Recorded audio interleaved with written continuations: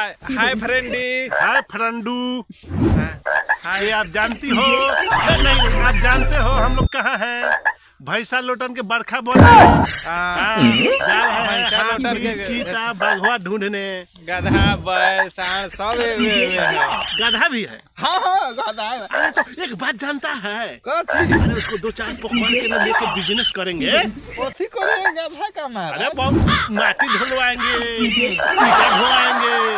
हाँ लोड़ा स्लेब नहीं ढोएंगे। अरे बाप रे, सिलौटिया लोड हो। ये बाबा कैसे गधा सिलौटिया लोड हो तो वाले।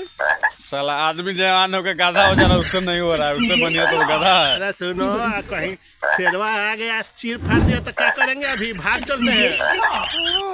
वैक्सीन लगवाएंगे मोदी जी वाला। मोदी जी के वैक्सीन? अच्छा मोदी जी अब वैक्सीन बनाने लग गए।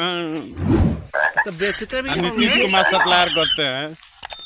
अच्छा नीतीश कुमार के लिए वैक्सीन हम समझ गए हूँ। ये वैक्सीन के कमाल है कि पलटू का फिर मिल गए, है ना? अच्छा तो मोदी से कहिएगा एगो बनाए दे, एगो और दे दे जोड़ा, एगो लालू चाचा के लाई जाए तो